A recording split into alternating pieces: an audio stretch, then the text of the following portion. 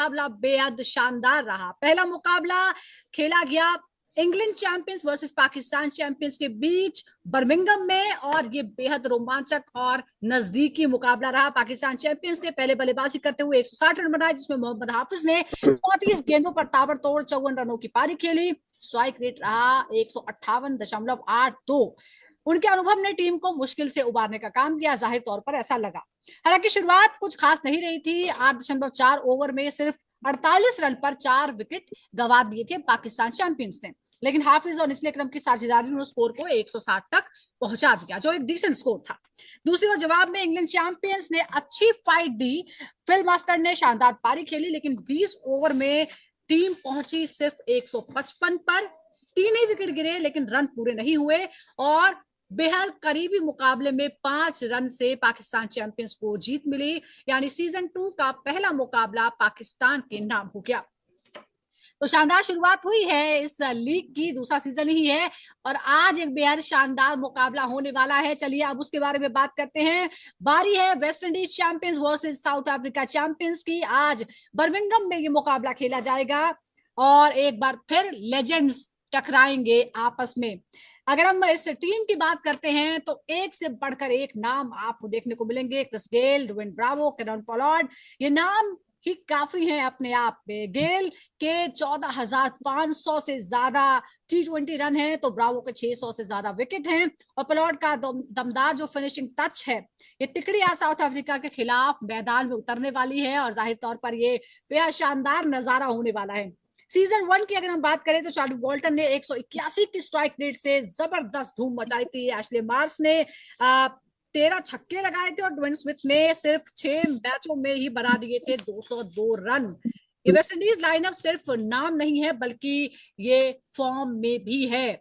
लेकिन south Africa भी कमजोर नहीं है, पिछली हार का बदला लेने का मौका उसके पास होगा। सवाल ये है कि क्या वो इतिहास बदलेंगे, या फिर वेस्ट इंडीज चैंपियंस को फिर एक बार जो है उनसे मुकाबले में 2-2-4 होंगे, और कौन किस पर बढ़त बनाएगा। देखिए पहला मुकाबला बेहद रोमांचक रहा है, तो इसीलिए पहले हम पहले मुकाबले की ही बात करते हैं हमारे खास मेहमानों के साथ। 2 खास मेहमान इस वक्त हमारे साथ जुड़ गए हैं। मेरे साथ है क्रिकेट स्कॉलर सुनील यशकालरा, और साथ ही सीनियर स्पोर्ट्स जर्नलिस्ट ताउज रिजवी। ताउज, जिस तरह से हम चैंपियनशिप ऑफ लेजेंड्स की हम बात कर रहे थे, जो पहला मुकाबला हुआ उसी ने एक मोमेंटम सेट कर दिया है कि जो टूर्नामेंट है ये शानदार होने वाला है। इंग्लैंड ने 20 ओवर खेले, 3 विकेट गंवाए, जबकि पाकिस्तान ने 9 विकेट खेले, और सिर्फ 5 रनों का जो गैप था, बहुत करीबी मुकाबला था। अब जरा इसका एनालिसिस अगर हम करते हैं कि पाकिस्तान ने अगर 5 रन से ये मैच जीता है, जबकि विकेट उसने 9 खोए थे। इंग्लैंड के पास विकेट बचे हुए थे, सिर्फ 3 विकेट उसने खोए थे, बावजूद इसके वो हार गई। क्या इंग्लैंड की बल्लेबाजी की रणनीति में कुछ कमी बताती है, या पाकिस्तान की डेथ बॉलिंग की तारीफ करनी होगी? नहीं, T20 क्रिकेट तो हमेशा से एंटरटेनिंग फॉर्मेट रहा और एंड तक गया, और यहाँ पर अनप्रेडिक्टेबिलिटी तो रहती है, जो हम सबको पता है कि किस तरह से लास्ट मोमेंट पे किस तरह से मैच चला जाए किसकी तरफ। तो डेफिनेटली बताता है कि पाकिस्तान की एबिलिटी है, और वो हमेशा से रही है। आप देखेंगे ओवर द टाइम पाकिस्तान के पास बेस्ट ऑफ द प्लेयर्स रहे, ऑल्दो कंसिस्टेंट नहीं रहा है उनका कोई भी फॉर्मेट में, चाहे एक फॉर्मेट नहीं कहूंगा मैं, बट इनकंसिस्टेंसी तो रही है। उनके स्टाइल ऑफ प्लेइंग में ना अनप्रेडिक्टेबिलिटी उनको वही स्पेशल बनाती है। इसलिए आप देखेंगे कहीं पर भी पाकिस्तान जाती है तो मूड कैंप में या फैंस के इसमें एक्साइटिंग रहता है। ऑब्वियसली जो न्यूट्रल फैंस रहते हैं वो एक्सपेक्ट करते हैं अनप्रेडिक्टेबिलिटी, बट जो उनके फैंस रहते हैं उनकी कंट्री के, वो एक्सपेक्ट करते हैं कंसिस्टेंसी। तो वो नहीं दिखाती है और अनप्रेडिक्टेबिलिटी दिखाती है, which is why one of the reasons why हमेशा वो सरप्राइज पैकेज करके आते हैं। और कल भी वही हुआ कि इंग्लैंड इतनी विकेट्स बचाने के बाद उनकी फिनिशिंग लाइन तक नहीं पहुंची, और पाकिस्तान जो 9 विकेट खो गई थी भाई पहुंच गया आराम से। तो समवेयर और the other it's gonna be very exciting tournament. मुझे लग बिल्कुल, शुरुआत ही मैचेस आएंगे एक्साइटिंग और हुई है, ऐसे तो जाहिर तौर अनप्रेडिक्टेबल पर मोमेंट्स ऐसे ही नजर नेल आएंगे ये। बाइटिंग मुकाबले जो हैं हम उम्मीद कर रहे हैं कि आगे भी हमें देखने को मिलेंगे। लेकिन जिस तरह से मोहम्मद हाफिज ने, क्योंकि पाकिस्तान का भी बहुत अच्छी शुरुआत नहीं थी, 8.4 ओवर में ही 4 विकेट जो है वो खो गए थे, 58 रन ही थे। 160 पर पहुंचाने में बड़ी भूमिका रही है मोहम्मद हाफिज की, जिन्होंने 34 गेंदों पर 54 रन बनाए, और 158 की स्ट्राइक रेट के साथ। क्या आपको लगता है कि यही वो पारी थी जिसने दरअसल मैच को पाकिस्तान के पक्ष में कर दिया, वरना ये बहुत ही लो टोटल वाला मैच हो जाता? नहीं, वंस 160 लो टोटल तो नहीं था, खास करके इंग्लैंड में देखिए एक्साइटिंग टोटल, चैलेंजिंग टोटल है, रिस्पेक्टेबल। नहीं, मगर अगर आप हाफिज नहीं खेलते हाफिज ये की पारी इनिंग्स को तो वो काउंट जिस तरह करेंगे से तो बहुत लड़खड़ा ज्यादा रही। इंपॉर्टेंट पारी थी। एग्जैक्टली, यही मैं कह रहा हूँ कि हम्म। हाफिज की जो पारी, क्योंकि आप देखेंगे मोस्ट ऑफ द स्कोर जो है या तो सिंगल डिजिट में आए, या तो 15 रन, या तो सेकंड हाईएस्ट आप देखेंगे तो यमन की तरफ से है 27, जो 13 गेंद में, वो भी एज इंपॉर्टेंट। बट कहीं ना कहीं देखिए एक आपको एक मानना पड़ेगा कि टेस्ट क्रिकेट हो, ओडीआई क्रिकेट हो, या T20 क्रिकेट हो, कहीं ना कहीं एक एंकर रोल का इम्पोर्टेंट प्ले रहता है, फैक्टर रहता है, जो हाफिज ने खेला है कल। सिर्फ 8 बाउंड्रीज खेली हैं आप, छक्के एक भी नहीं, और 34 गेंदों में आई है, जो आज के तरीके से इतना ग्रेट नहीं है, मगर फिर भी एक इम्पोर्टेंट नॉक था। तो कहीं ना कहीं जब आपकी टीम स्ट्रगल कर रही है और ऐसी पारी आ जाए, और हम्म। मोहम्मद हाफिज सीनियर खिलाड़ी है, देखिए ऐसा नहीं कि वो एक्सपीरियंस लेके, बहुत एक्सपीरियंस लेके आ रहे हैं, बहुत इंटरनेशनल क्रिकेट खेला उन्होंने, और one of the champion side के हिस्सा रहे, तो वो काउंट करे किया है उसको। और जिस तरह से इम्पैक्ट क्रिएट किया है, 160 एक रिस्पेक्टेबल टी टोटल तक लेके जाते, नहीं तो फिजल आउट हो जाती पाकिस्तान इंग्लैंड की गेंदबाजी के सामने, जो हम्म। उतना माइजर थी, और नहीं भी मिक्स्ड गेंदबाजी रही है उनकी तरफ से। बिल्कुल, देखिए ये तो शुरुआत ही है, अभी बहुत सारे मुकाबले हैं जो इसी तरह ऐसे इंतजार रहेगा उनको देखने का। सुनील, अगर आप तक मेरी आवाज आ रही है, क्या आप मुझे सुन पा रहे हैं? चलिए, बात करने की हम कोशिश करेंगे, लेकिन ताउस एक कंपैरिजन अगर हम करते हैं फर्स्ट 10 ओवर्स का, इंग्लैंड की शुरुआत की अगर हम बात करें तो 10 ओवर में पाकिस्तान से वो बेहतर नजर आती है। पाकिस्तान ने 60 रनों पर 4 विकेट खो दिए थे, इंग्लैंड ने 63 रन बनाए थे और 2 विकेट का नुकसान हुआ था, फिर भी वो मैच हार गए। इसका मतलब क्या है? क्या मिडल ओवर्स में इंग्लैंड की बल्लेबाजी बहुत धीमी रही? वो प्लान नहीं कर पाए कि रन 160 का टोटल जो है उन्हें चेज करना है, उनके पास विकेट है फिर भी रन नहीं बने। विकेट है, बल्लेबाज भी है, हम्म। और आप देखेंगे कि शुरुआत भी उनकी, आप देखिए 2 विकेट तो खो दिए, मगर आपके पास बाकी सब विकेट्स थे, एक पार्टनरशिप भी आई 100 के ऊपर। तो सरप्राइजिंग है, इयन बेल और मस्टर्ड जो ओपनर है, उनकी पार्टनरशिप आई 50 के ऊपर की, तो आपको स्क्रूज हो जाना चाहिए था। मगर यार आप एक फैक्टर ये भी काउंट इन करिए कि पाकिस्तानी बॉलर्स बहुत ही टाइट थे अपनी गेंदबाजी में, उन्होंने रन्स बहुत कम दिए, विकेट शायद नहीं निकाले, मगर हम्म। रन्स बहुत कम दिए, और टाइट रखे अपनी गेंद को, और आसानी से इंग्लैंड को मौका नहीं दिया हाथ खोलने का, विच इज वन जी। Of the important points. और इंग्लैंड है at the end of the day, यार इंग्लैंड में जहां पर बड़े रन स्कोर हो सकते हैं, जहां पर विकेट्स ऐसी होती है कि भाई कहाँ, आज आप टेस्ट क्रिकेट ही देख लीजिए, कहाँ हम्म। बड़े रन बन रहे हैं, लोग रन बना रहे, तो यहाँ पर भी एक मौका था। तो हम इंग्लैंड अभी की हम गलती है उम्मीद कि उन्होंने करेंगे बॉल कि ज्यादा ये कर जो दी, तो उनके 160 का बल्लेबाज जिस, टोटल देखने को मिला है, ये जैसे जैसे टूर्नामेंट आगे बढ़ेगा ये स्कोर और ऊपर बढ़ेगा। किस तरह से पाकिस्तान के 4 विकेट गिर गए थे, इंग्लैंड के 2 विकेट गिरे, फिर भी वो हारा। अब एक और कंपैरिजन है, पाकिस्तान ने 8.4 ओवर में अपने टॉप 4 बल्लेबाजों को खो दिया था, तो टीम फिर 160 तक कैसे पहुंची? क्या ये निचले क्रम की दमदार बल्लेबाजी थी, या इंग्लैंड की गेंदबाजी डेथ ओवर्स में उसमें कुछ कमी थी?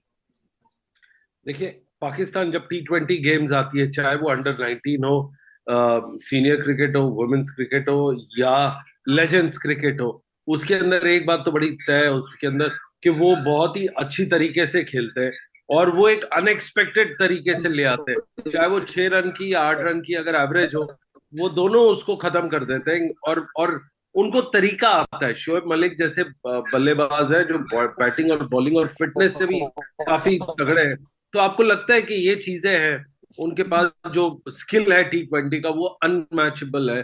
किसी और टीम के पास इतना नहीं है उनके पास दमखम, स्पेशली लेजेंड्स में तो कल देख के कुछ अलग ही लगा, उनका अद्भुत नजारा। और ऐसे बहुत सारे नजारे जो हैं वो देखने को मिलेंगे, इसीलिए तो एक्साइटमेंट है। आप जरा WCL सीजन 2 में जो दिग्गज खिलाड़ी लौट रहे हैं उनके बारे में आपसे हम जानेंगे। वेस्ट इंडीज चैंपियंस की अगर हम बात करें, क्योंकि आज टूर्नामेंट का पहला मुकाबला उनको भी खेलना है, कौन से ऐसे खिलाड़ी हैं जो आपको लगता है कि टूर्नामेंट पर हावी रहेंगे? क्योंकि देखिए, आप सबसे पहले देखेंगे वो एक मोस्ट एक्सपेंसिव टीम जर्सी की, 30 ग्राम के गोल्ड की टीम जर्सी उन्होंने लगाई है, उसके अंदर खेल रहे हैं। पॉइंट नंबर 2, उनकी अगर आप इन्वेस्टमेंट देखेंगे, द वे उन्होंने अपने सीनियर प्लेयर्स पे देखा, उनके पास टॉप 3 बैटर्स हैं ऑफ ऑल टाइम, जो ग्रेटेस्ट है T20 में, वो खेल रहे हैं उनके साथ। तीसरा, उनकी जो फिटनेस लेवल है दूसरे लोगों की दूसरी टीम से काफी बेहतर है, और जब गेल जब वापस टीम में आते हैं कप्तान बन के, और कैरन पोलार्ड वाइस कैप्टन बन के, तो एक नजारा बहुत ही अद्भुत होता है। तो ये हम तो सिर्फ उनके 3 स्मैशिंग बैटर्स को देखने के लिए काफी उत्साहित है। एक और इंटरेस्टिंग है क्योंकि आप लगातार बहुत करीब से इस टूर्नामेंट को फॉलो कर रहे हैं, पिछले सीजन को भी आपने फॉलो किया था, बहुत ही कॉम्पिटिटिव था पहला सीजन। सीजन 2 में क्या आपको लगता है कि खासतौर पर जो एक्सपीरियंस है और फिटनेस है मैचों के नतीजों को, वो कितना अहम होने वाला है? जो आपने खुद जिक्र किया कि फिटनेस और एक्सपीरियंस दोनों होना बहुत जरूरी है इस तरह के टूर्नामेंट्स में। देखिए, पहला जो सीजन था उसका सबसे बड़ा धमाकेदार एंड तो तब आया था जब इंडिया ने पाकिस्तान को डिफीट किया था फाइनल में बर्मिंघम में। तो पूरी टाइम पे ऐसे ही लग रहा था कि इंडिया पाकिस्तान का ये एक अलग मैच हो रहा है। तो अब वो लेवल ही अलग होता है, वो एक्साइटमेंट अलग होती है। तो जिस एक्साइटमेंट पे उन्होंने छोड़ा था लास्ट ईयर के फाइनल में, सेकंड सीजन के फर्स्ट मैच से उसी लेवल पे ये वापस आ गए। अब देखिए जिस हिसाब से मैचेस हुए, कल का मैच आपको बताता है कि कितना इंपॉर्टेंट और फास्ट पेस्ड ये टूर्नामेंट था। दूसरा, अगर आप इसके अंदर कंट्रीब्यूशन देखेंगे आप सीनियर प्लेयर्स का, वो उनकी एवरेज और स्मैशिंग रेट्स और जो स्ट्राइक रेट है पहले मैच में ही दिखा कि उनकी 8 रन से के आसपास है, विच मींस कि लेजेंड्स तो हैं पर बल्लेबाजी उनकी वैसी ही चल रही है, उसी लेवल पे, उसी तरह से और उसी जोश में। जी सुजाता। तो ना जोश में कमी है, ना कोई जज्बे में कमी है, और ना फिटनेस में कमी है, ये हमें पहले मैच से ही पता चल गया है। लेकिन ताउस, अगर हम वेस्ट इंडीज चैंपियंस की हम बात करें, इसमें पावर हिटर्स हैं और गेंदबाज भी हैं, लेकिन क्या आपको लगता है कि टीम बैलेंस है? क्योंकि हम उनके बल्लेबाजों की ही बात करते हैं और वो पूरी तरह से डोमिनेट करते हैं, उनका ऑरा इतना बड़ा है कि उसके पीछे कुछ नजर नहीं आता है। तो आपको क्या लगता है, क्या यहाँ बैलेंस आपको नजर आता है, या आपको लगता है कि कुछ ऐसी चीजें हैं जिनको थोड़ा सा और पुश करना पड़ेगा? नहीं, आई थिंक वेस्ट इंडीज बाकी टीम्स के मुकाबले में जो टीम देख रहा था, वेस्ट इंडीज हैज गॉट, जो गोल्ड की बात करें ना सुनील भाई, वैसे ही गोल्ड के वैल्यू में है ये पूरी टीम। क्योंकि आप देखेंगे शुरुआत ही क्रिस गेल से हो रही है, Dwayne Smith, Lendl Smith, Shivnarine Chanderpaul जो T20 के मास्टर है नहीं फिर भी वो खेल रहे हैं, और कोच भी है साथ साथ। तो ये देखिए कहीं ना कहीं इनके पास एक जबरदस्त तरीके का ऑलराउंड साइड है, चाहे वो शुरुआती हो चाहे वो मिडिल ऑर्डर में, जैसे आपके डुएन ब्रावो हो, एक जबरदस्त ऑलराउंडर है। कायरन पोलार्ड जैसे बल्लेबाज हैं जो गेंदबाजी भी करते हैं। फिडेल एडवर्ड्स जो 140 एक समय पे क्लॉक करते थे, आज नहीं करेंगे मगर उतना ही इम्पैक्टफुल रहेंगे, आई होप से, क्योंकि एज के साथ ऑपोजिशन टीम भी चैंपियंस है, लेजेंड्स गेम है, तो वो भी उनकी भी रिफ्लेक्सेस कम हो गए। कहीं ना कहीं इट्स गुड टीम, एक बैलेंस साइड है, और मुझे लगता है कि एक अच्छा कॉन्टेस्ट तो देखूंगा ही, क्योंकि सामने साउथ अफ्रीका है, AB डिविलियर्स है, और उनकी भी एक बल्लेबाज एक साइड ऐसी है जो काफी बैलेंस है। मगर मैं वेस्ट इंडीज को उनके जो रेपुटेशन है उसके हिसाब से देखना चाहूंगा। क्या वो रेपुटेशन जो उनकी रही है गोल्ड के हिसाब से, क्रिस जी गेल हो, कायरन पोलार्ड हो, या आपके डुएन ब्रावो, क्या वो ऐसे डिलीवर कर पाएंगे जैसे बिल्कुल। आप देखिए, वो आपने अपने उम्र का पास में जिक्र किए कर हैं? दिया क्योंकि है, आप देखिए कि आपने एट द उम्र एंड का, वेस्ट इंडीज जी चैंपियंस ताऊस, आपने है। उम्र का जिक्र कर दिया है, तो मेरा जी अगला सवाल भी है जो थोड़ा सा उम्र से रिलेटेड है। सुनील, अगर हम क्रिस गेल की बात करें तो T20 में 14,500 रन है, वो भी 145 की स्ट्राइक रेट के साथ। लेकिन अगर हम WCL सीजन 1 की बात करते हैं तो उनका जो परफॉर्मेंस था थोड़ा एवरेज ही था। क्या उम्र का ये असर है, या आपको लगता है कि नहीं, इस बार वो एक नई फिटनेस के साथ, नए जोश के साथ वापसी कर रहे हैं और हमें पुराना जो क्रिस गेल स्ट्रॉन्ग के लिए जाने जाते हैं वो देखने को मिलेगा? देखिए, मैंने उनके बारे में पता किया था, उनकी फिटनेस और ओवरऑल कैसे वो इस टूर्नामेंट को ले रहे हैं। आईपीएल की जो विनिंग विक्ट्री थी between Chris Gayle, AB de Villiers and Virat Kohli की, जो राइट। आईपीएल फाइनल का अगर वो दृश्य याद है आपको, उसके बाद उनको बात करते हुए पता किया उनके दोस्त, फैमिली एंड फ्रेंड से, ये पता चला है कि उनको बहुत अब एक्साइटेड है वापस फील्ड पे आना। और वो दिखाएंगे जरूर इस बार कि जब वो टॉस करने ही जाएंगे उनकी बॉडी लैंग्वेज ही अलग ही रहेगी। वो लगते हैं काम, कंपोज, कूल डूड जैसे लगते हैं, बट वो अभी भी जिस तरीके से वो छक्के मारते हैं, और जो हमने देखे हैं छक्के, जिस लेवल के छक्के हैं उनके, वो लेवल ही अलग है। विराट कोहली ने खुद डिस्क्राइब किया है कि औरों की गेंद हिल के जाती है, जब क्रिस गेल मारता है तो बॉल स्ट्रेट और स्ट्रेट सीधा पार होती है। उसका मतलब है उसके अंदर जो ग्रेटनेस थी वो अभी भी बरकरार है। 2-3 साल ही हुए उनको कंपेरेटिव क्रिकेट छोड़े हुए, अगर if I am not mistaken 21 तक वो खेले एक्टिवली। तो उसके बाद ये जो टाइम रहा है बहुत ही इम्पोर्टेंट रहा है। और हम बात कर रहे हैं एक शहंशाह ऑफ T20। अगर आप T20 में रिकॉर्ड्स देखें, उनके नाम पे कम से कम 14 से 16 रिकॉर्ड्स ऐसे हैं जो पिछले उन्होंने 10 साल में हासिल किए, चाहे वो लंबे छक्के मारने का, हाईएस्ट नंबर ऑफ सिक्सेस हो, बिल्कुल हाईएस्ट नंबर T20 100 हो। ये रिकॉर्ड्स बहुत मायने रखते हैं, और एक बंदे के पास इतने रिकॉर्ड्स हो ना, वो अपने आप में, मैं तो ये बिल्कुल। और ये सोचता जो हूँ कि अगर रन वो है, एक ये काम चले। बहुत ही कम प्लेयर्स ऐसे हैं जो वनडे में भी इतने रन बना पाए हो जो इन्होंने T20 में बना रखे हैं 14,500। अभी एक और नाम है, Bravo, Dwayne Bravo, DJ Bravo जो है वो T20 में 600 प्लस विकेट उनके हैं। लेकिन ताउस, क्या आप सीजन 2 में, मतलब उम्र, जाहिर तौर पर उम्र तो सबकी बढ़ती है, लेकिन इसमें क्या आप उम्मीद कर रहे हैं कि वो उसी तरह का परफॉर्मेंस देंगे? उनसे उम्मीद क्या है, विकेट पर, विकेट लेने पर ध्यान देने की या बाकियों को लीड करने की? नहीं, लीड तो क्रिस गेल ही करेंगे, मगर देखिए ऑलराउंडर के हिसाब से Dwayne Bravo is a T20 specialist. Chance ही नहीं है उनका, जिस तरीके से उनके पास वेरिएशन थी, जिस तरीके से पेस थी उनकी। अभी तो वैसे नहीं दिखेगा, बट वेरिएशन डेफिनेटली दिखेगा। और साथ साथ स्ट्रीट स्मार्ट क्रिकेटर है। ठीक है, वो उनकी success one of the reason ये रही कि वो स्ट्रीट स्मार्ट रहे हैं, वो बिंदास रहे हैं, and that is how West Indies cricket is all about. चाहे कायरन पोलार्ड हो या ड्वेन ब्रावो हो, एक अच्छा कॉम्बिनेशन है ये दो ऑलराउंडर्स का। कायरन तो अभी भी खेल रहे हैं, मेजर लीग में खेलते हुए नजर आए, ड्वेन ब्रावो पीछे नहीं है। तो कहीं ना कहीं मैं देख रहा हूँ कि ड्वेन ब्रावो एक इम्पैक्ट क्रिएट करेंगे, एंड आई होप से, क्योंकि देखिए जब टीम उतारता है कोई फ्रेंचाइज अपने टीम के साथ, तो एक्सपेक्टेशंस के साथ उतारता है, और वो एक्सपेक्टेशंस पे लिव अप करने की कोशिश करेगी वेस्ट इंडीज। और जिस तरह का कॉम्बिनेशन है उनका, जिस तरह का फॉर्मिडेबल साइड है, तो मुझे लगता है कि ये एक टीम एंटरटेनमेंट के लिए आई है, और वो एंटरटेनमेंट सिर्फ ऑन फील्ड नहीं देगी, ऑफ द फील्ड नहीं देगी, ऑन फील्ड भी देगी, and I hope they deliver in that way. So Dwayne Bravo से भी एक्सपेक्टेशन मुझे है। DJ Bravo one of my favourite players, Chennai Super Kings का एक्सपीरियंस, बिल्कुल, एमएस धोनी एब्सोल्युटली। का एक्सपीरियंस लेके वेस्ट आएंगे, तो अभी इंडीज इससे की बड़ी टीम बात क्या जिस की विन। तरह से सेलिब्रेट करती है वो किसी भी स्पोर्ट्स को, और खासतौर पर हम, क्योंकि हम क्रिकेट को ही फॉलो ज्यादा करते हैं, तो जिस तरह से वो सेलिब्रेट करते हैं उसका कोई मुकाबला नहीं है। Of the field, on the field, एक अलग ही माहौल जो है वो लेकर आती है वेस्ट इंडीज की टीम। और जो प्लेयर्स है उसमें एक नाम केरन पोलार्ड का भी है। 101 T20 मैच उन्होंने खेले, 135 की स्ट्राइक रेट से रन बनाए हैं। सुनील, अब मिडिल ऑर्डर की बात हो रही है, तो आपको क्या लगता है कि किरण पोलार्ड की भूमिका क्या होने वाली है? वो खुद यहाँ पर स्ट्राइक लेंगे, चांस लेंगे, संभालेंगे कमान, या मिडिल ऑर्डर को गाइड करेंगे? देखिए, केरन पोलार्ड इस टूर्नामेंट का सबसे एक्टिव प्लेयर है, और एक स्टैट्स को मैं अपडेट कर दूं, इन्होंने 700 T20 मैचेस खेले हैं।